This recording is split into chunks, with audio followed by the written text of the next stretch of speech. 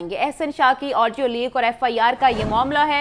एहसन शाह की phone recording police ने कहां से हासिल की, कई सवालात खड़े हो गए। जराये के मुताबिक एहसन शाह का फोन रिकॉर्ड करके उसकी बीवी पुलिस को फराहम कर सकती है। जेल में मौजूदा कैदी और हर हवालाती की फोन की कॉल रिकॉर्ड की जाती है। मुजाहिद लतीफ़ से मजीद जानते हैं। मुजाहिद बताइए क्या मामला है ये? देखिए उसामा, जो अमीर बलाज कत्ल केस का मरकजी मुल्जिम था एहसन शाह, उसकी एक जो ऑडियो अपनी बीवी के साथ लीक हुई और उस पर एफआईआर दर्ज की गई। एक एफआईआर जो है तीफी भट्ट और गोगी भट्ट पर भी नामजद एफआईआर दर्ज की गई है। इसके हवाले से कुछ मजीद जो इंकशाफात हैं वो सामने आए हैं। एहसन शाह की फोन रिकॉर्डिंग पुलिस ने कहां से हासिल की, कई सवालात पैदा हुए हैं। एहसन शाह का फोन रिकॉर्ड करके उसकी बीवी पुलिस को भी फराहम कर सकती है। पेशी पर कोर्ट में अदालत में जाने वाले मुल्जमान अक्सर बख्शी खाने से फोन करते हैं। जेल में मौजूद कैदी हर हवालाती की फोन कॉल रिकॉर्ड की जाती है, ये जेल जराये ने बताया है हमें। कोर्ट लखपत जेल में टेलीफोन सिस्टम के अंदर ऐसा सर्वर मौजूद है जो तमाम कॉल्स की रिकॉर्डिंग महदूद वक्त तक महफूज रखता है। अगर किसी मुल्जिम की रिकॉर्डिंग दरकार हो तो सिस्टम के जरिए डिकोड करने के बाद उसे हासिल किया जा सकता है, लेकिन एक मुश्किल मरहला होता है। किसी भी मुल्जिम की रिकॉर्डिंग जेल से हासिल करना जो है वो उसमें जेल हुकाम की रजामंदी शामिल होती है। इंस्पेक्टर शकील भट्ट की मुद्दयत में दर्ज एफआईआर में ऑडियो पुलिस ने जेल से ली, इसका जिक्र नहीं किया गया है। ऑडियो टीवी पर चलती सुनी एहसन शाह, तीफी भट्ट और गोगी भट्ट इसे कत्ल करवाना चाहते हैं, जो एफआईआर दर्ज हुई है उसका मतन है। सब इंस्पेक्टर की मुद्दयत में जो थाना इचरा में मुकदमा दर्ज किया गया है उसमें बलाय टीपू का कत्ल ट्रेस करने पर गोगी भट्ट और तीफी भट्ट मेरे जानी दुश्मन बन गए हैं, ये एफआईआर का मतन है। लेकिन जो एफआईआर दर्ज की गई है उसमें पुलिस की जानिब से ये नहीं बताया गया कि उनको ये रिकॉर्डिंग जो है कोई बाकायदा पुलिस हुकाम की जानिब से या जेल हुकाम की जानिब से मिली गई है।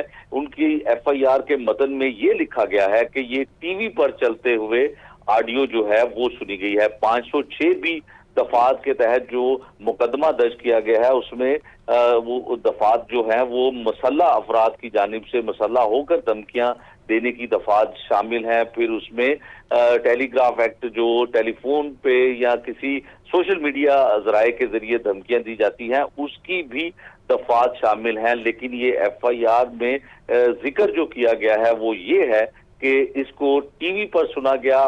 शकील भट्ट जो ऑर्गेनाइज क्राइम यूनिट का सब इंस्पेक्टर है वो अपने दफ्तर में मौजूद था और उसने एक निजी टीवी चैनल पर ये ऑडियो सुनी और उसके बाद इसको एफआईआर का हिस्सा बनाया गया। दूसरी जानिब ये भी उसमें जिक्र किया गया है कि मुख्तलिफ जराये से भी शकील भट्ट को जान से मारने की धमकियां जो हैं वो मसूल हो रही हैं। लेकिन जेल हुकाम की जानिब से अभी तक इस बात की तस्दीक नहीं हुई है कि ये रिकॉर्डिंग जो है जेल हुकाम की जानिब से ऑर्गेनाइज क्राइम को फराहम की गई है। जी उसामा, बहुत शुक्रिया मुजाहिद लतीफ।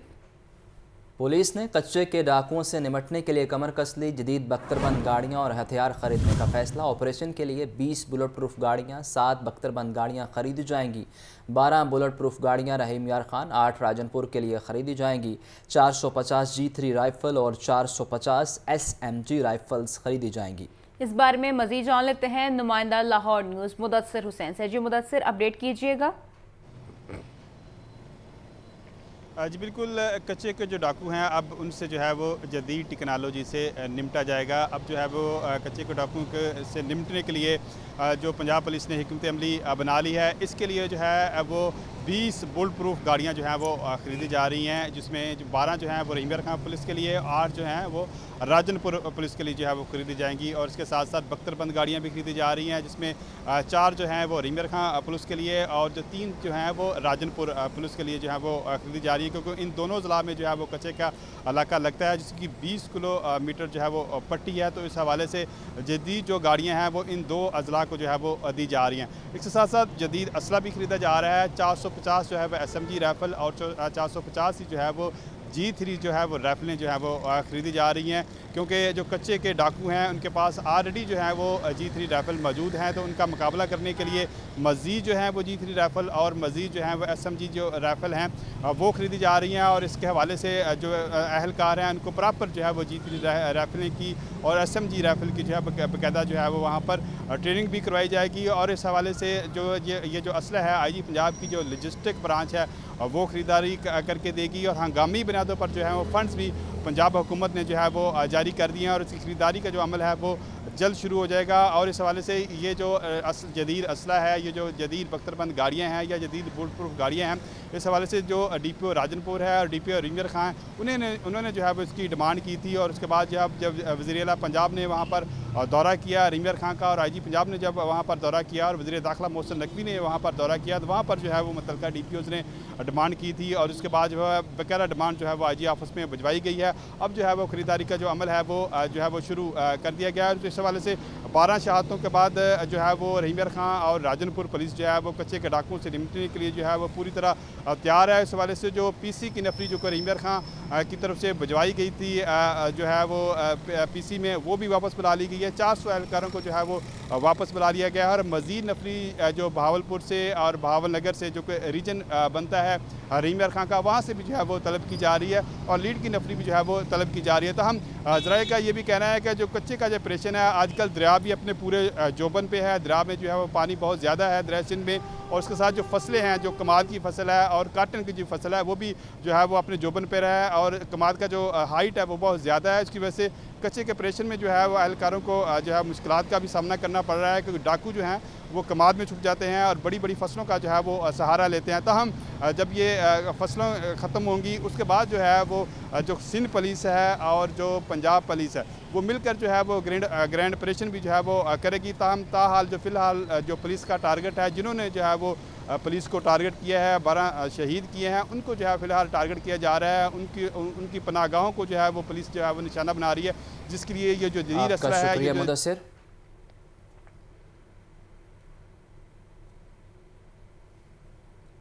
बच्चों के जदीद इलाज और सर्जरी की सहूलियात का विजन सीनियर सूबाई वजीर मरियम औरंगजेब ने म्यू अस्पताल में जदीद सहूलियात से लीज ब्लॉक का इफ्तिताह कर दिया। मरियम औरंगजेब का नूर तामीर शुदा ब्लॉक के मुख्तलिफ शोबों का दौरा, तिब्बी सहूलियात का जायजा भी लिया। तफसीलात के लिए बात करते हैं ब्यूरो चीफ हसन रजा से। जी हसन, बताइए।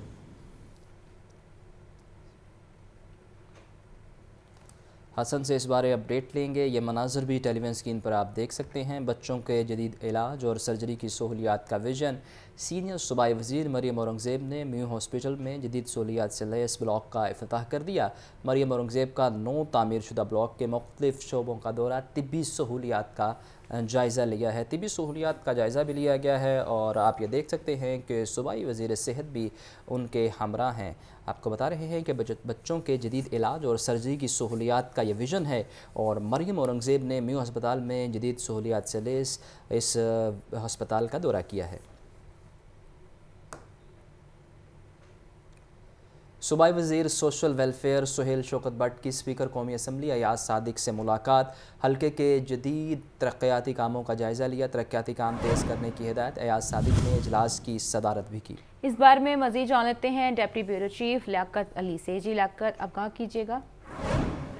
बिल्कुल, ये मुलाकात और इजलास जो है वो पंजाब में भी हुआ है, जहाँ पर सूबाई वज़ीर सोशल वेलफेयर सुहेल शौकत भट्ट ने स्पीकर कौमी असम्बली अयाज सादिक से मुलाकात की और उसके बाद जो है N120 के तरक्याती कामों के हवाले से जो है जायजा इजलास मुनक्कद हुआ, जिसमें कमिश्नर लाहौर समेत मुख्तलिफ महकमों के अफसरान ने शिरकत की और डिप्टी कमिश्नर लाहौर सैयद मूसा रजा, असिस्टेंट कमिश्नर शालिमा डॉक्टर अनंत फातिमा भी इस इजलास में शरीक हुए, जबकि वासा के और दूसरे महकमों के हुकाम भी जो है इस इजलास में शरीक हुए। सूबाई वज़ीर सोशल वेलफेयर ने हल्का N120 में तरक्याती काम तेज करने की हदायत की और अवामी खिदमत के लिए वज़ीर आला मरियम नवाज शरीफ और हुकूमत पंजाब की काविशों पर इजहार तशक्कुर किया। इस इजलास को जो है वासा LD एजुकेशन दीगर महकमों की कारकर्दगी के हवाले से ब्रीफ भी किया गया और सूबाई वज़ीर ने मामूल खिलाफ बहबूद के लिए दिन रात काम करने के अज़म का इजहार किया। जी, आपका बहुत शुक्रिया। वासा मुलाजमीन को बुनियादी तनख्वाह का 100% LDA अलाउंस देने का मामला, गवर्निंग बॉडी में मंजूरी, मीटिंग मिनट्स में कमेटी बना दी गई। वासा मुलाजमीन को 100% बुनियादी तनख्वाह का अलाउंस देने की मंजूरी, अथॉरिटी के मीटिंग मिनट्स के मुताबिक अलाउंस का केस सेक्रेटरी ख़जाना को इरसाल। इस बारे में मजीद जान लेते हैं नुमाइंदा लाहौर न्यूज़ ज़ैनुल आबिदीन से। जी ज़ैन, अपडेट कीजिएगा। ये वासा मुलाजमीन को बुनियादी तनख्वाह का 100% जिसको LDA अलाउंस बोला जाता है वो देने का मामला है। अलाउंस के मामले पर गवर्निंग बॉडी में इस अलाउंस की मंजूरी दी गई, लेकिन जब गवर्निंग बॉडी के मीटिंग मिनट जारी किए गए तो उसमें अलाउंस की मंजूरी देने के साथ साथ कमेटी बना दी गई है। जो दस्तावेजात लाहौर न्यूज़ को मौसूल हुई उसके मुताबिक अथॉरिटी के मीटिंग मिनट्स के मुताबिक अलाउंस का केस सेक्रेटरी खजाना को अरसाल कर दिया गया है और सेक्रेटरी खजाना को अलाउंस से मुतल्लिक आइंदा गवर्निंग बॉडी तक अपनी तजावीज़ पेश करने की हिदायत जारी की गई हैं। माजी में देखा जाए तो LDA गवर्निंग बॉडी ने 1 जुलाई 2022 से वासा मुलाजमीन को LDA अलाउंस देने की मंजूरी दी थी, लेकिन वासा के मुलाजमीन को गुज़िश्ता 2 बरसों से LDA अलाउंस नहीं दिया जा रहा। मुलाजमीन की जानिब से इस मामले के ऊपर बारहा तहफ़्फ़ुज़ात का भी इजहार किया गया, लेकिन वासा इंतज़ामिया इस मामले पर टस से मस नहीं हुई।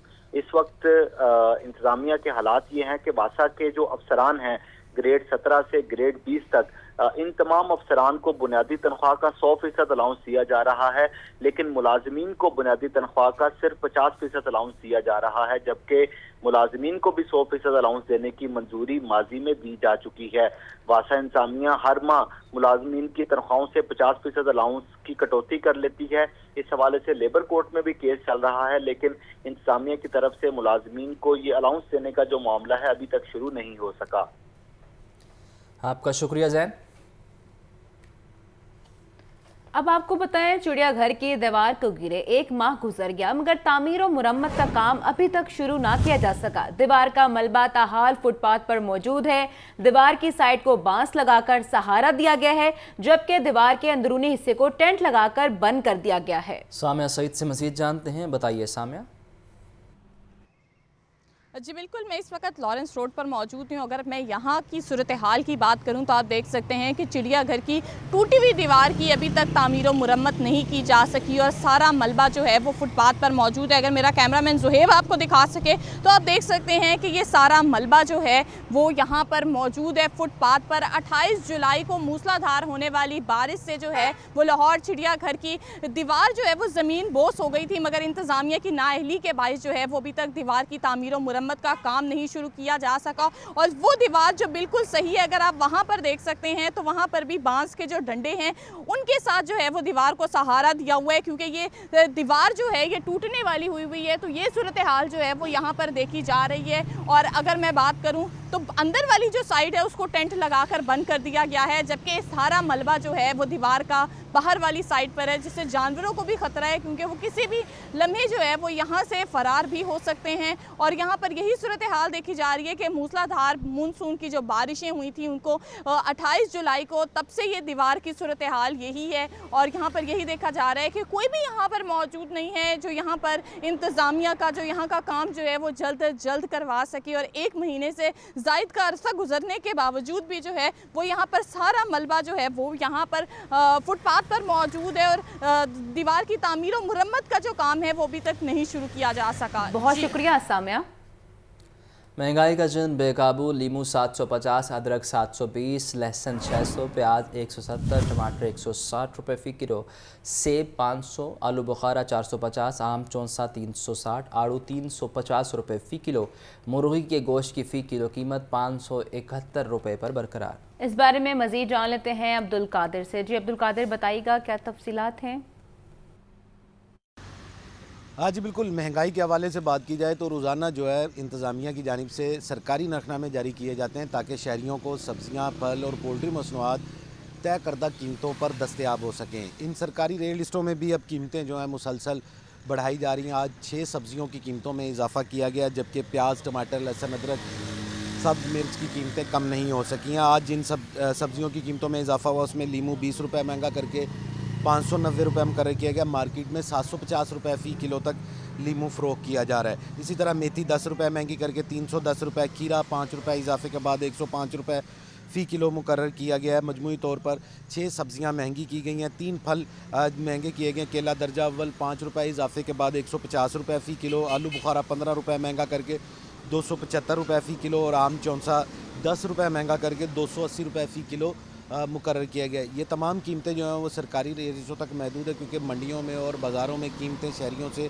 अलग ही वसूल की जा रही हैं। पोल्ट्री मसनूआत में ब्रायलर जो है 571 रुपये फ़ी किलो की सतह पर बरकरार रखा गया, जबकि अंडे जो हैं वो 301 रुपये फ़ी दर्जन मुकर्रर किए गए। हमारे साथ एक शहरी मौजूद हैं जो ख़रीदारी के लिए आए हैं। जी, आप बताइएगा कि क्या क्या ख़रीदा और कीमतों की क्या सूरत हाल है? यकसा है तमाम की कीमतें? सर आपको पता ही है, पाकिस्तान है, एक हफ़्ता लेने और दूसरे हफ्ते बाद रेट बढ़े होते हैं। यहाँ तो हफ्ते की बात, कि एक दिन की बात का नहीं पता होता कि क्या बढ़ जाना है। तो बस यही है, पाकिस्तान है। हमने नून लीग को वोट डाला था इसलिए कि ताकि महंगाई कम होगी, लेकिन इनके आने से भी कोई फ़र्क नहीं पड़ा, अबल का डबल ट्रिपल महंगाई होगी। परसों हड़ताल भी की है कि चलो कुछ फ़ायदा होगा, लेकिन कोई फ़ायदा नहीं हुआ। कितना फ़र्क पड़ा है? वो जी आपके सामने ही, आपके पास लिस्ट है, हमारे पास क्या है, हम तो आते हैं 80 वाली चीज़ 120 की है, आपके सामने ही है। तो एक चीज़ ले लो, दूसरी का सोचना पड़ता है कि क्या लेनी है, लें या ना लें, बस ये ऐसे ही है। ब्रायलर आपके सामने है, वो जी 230 से 250 से 600 रुपये फ़िक्स हो गया है, 550 से प्लस ही है, नीचे नहीं आता, जो मर्ज़ी आप कर लें। हाँ जी, बिल्कुल। आपने जो है सारिफ की गुफ्तगू सुनी, इनका ये कहना है कि महंगाई मुसलसल बढ़ती जा रही है। हफ्तावार महंगाई के बाद अब रोज़ाना की बुनियाद पर जो है कीमतों में इजाफा जो है वो देखने को मिल रहा है। फल ब्रायलर जो हैं वो भी लोगों की कुव्वत ख़रीद से बाहर हैं। लोगों के अखराजात जो हैं वो कंट्रोल नहीं हो रहे हैं, जिसकी बड़ी वजह बढ़ती हुई महंगाई है। जी, आपका शुक्रिया। अब तक 20,000 से ज़ायद साथीज़ा की ऑनलाइन दरख्वास्तें मौसूल और साथीज़ा ने तबादलों के लिए दरख्वास्तें दी। ऑनलाइन दरख्वास्तों की आखिरी तारीख 5 सितंबर है। मुकर्ररा तारीख के बाद दरख्वास्तों की स्क्रूनिटी और तबादला जात का अमल मुकम्मल किया जाएगा। आपको अहम खबर बारे अपडेट किया जा रहा है। अब तक 20,000 से ज़ायद साथीज़ा की ऑनलाइन दरख्वास्तें मौसूल हुई। साथीज़ा ने तबादलों के लिए दरख्वास्तें दी। ऑनलाइन दरख्वास्तों की आखिरी तारीख 5 सितंबर है। मुकर्ररा तारीख के बाद दरख्वास्तों की स्क्रूनिटी और तबादला जात का अमल मुकम्मल किया जाएगा। आपको बताएं कि मुकर्ररा तारीख के बाद दरख्वास्तों की स्क्रूटनी और तबादला जात का अमल मुकम्मल किया जाएगा। स्क्रूटनी के हवाले से बताया जा रहा है कि मुकर्ररा तारीख के बाद इन दरख्वास्तों की स्क्रूटनी होगी और तबादला जात का अमल इस तरह मुकम्मल कर लिया जाएगा। 20,000 से ज़्यादा असातिज़ा की ऑनलाइन दरख्वास्तें मौसूल हो चुकी हैं। असातिज़ा ने तबादलों के लिए दरख्वास्तें दी और स्क्रूटनी के हवाले से अहम खबर यह है कि मुकर्ररा तारीख के बाद दरख्वास्तों की स्क्रूटनी को मुकम्मल किया जाएगा और तबादला जात का अमल भी मुकम्मल हो जाएगा। ऑनलाइन दरख्वास्तों की आखिरी तारीख 5 सितंबर है और तब तक इसकी स्क्रूटनी मुकम्मल कर ली जाएगी और तबादलों का अमल भी मुकम्मल हो जाएगा।